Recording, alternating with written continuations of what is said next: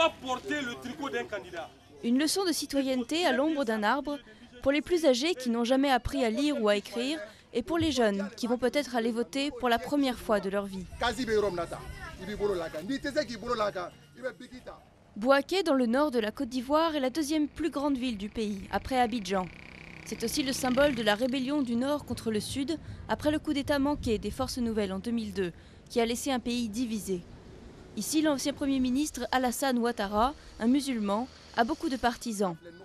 Pour eux, Ouattara, qui n'avait pas pu se présenter à la dernière élection présidentielle en 2000, a la capacité de réunifier le pays, après des années de discorde. Et il a une vue transversale au niveau de tout ce qui se passe, de sorte qu'il vient se préparer, se proposer et se présenter à nous comme étant le candidat des Ivoiriens. Il n'est pas un candidat ni pour le Sud ni pour le Nord, il est le candidat des Ivoiriens parce que les préoccupations des Ivoiriens aujourd'hui, elles ne sont pas des préoccupations ni du Sud ni celles du Nord. Et ces préoccupations sont simples. Le plus important, c'est retrouver la paix et gagner sa vie. Mohamed a vu ses revenus s'effondrer de 20 à 7 euros en quelques semaines. Mais tout ce que nous avons vu, lui qui sera élu, qui peut nous faire sortir dans cette crise, que tous les Ivoiriens se sentent à l'aise chez eux, dans la paix, dans le respect de chacun.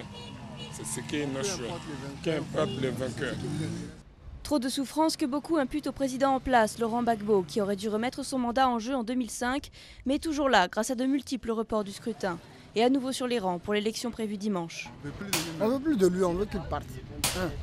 Maintenant, c'est lui qui va venir avec le bon programme, qu'il peut donner la jeunesse, il peut donner du travail aux jeunes, on le supporte.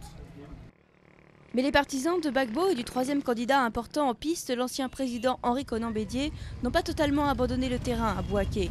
Ils affirment que chacun a sa chance dans une élection qui est présentée comme un test démocratique pour le pays. C'est la première fois. Comme vous le constatez, il y a jusqu'à 14 candidats. Donc c'est la première fois qu'il y aura véritablement élection libre, transparente, ouverte à tous. On a permis à tout le monde d'être candidat. Chacun fait sa campagne librement. Donc le gagnant a gagné, le perdant il a perdu. Mais la paix est fragile. Ici, des forces rebelles contrôlent encore tous les checkpoints et beaucoup redoutent une flambée de violence si l'un des candidats venait à contester les résultats officiels du vote de dimanche.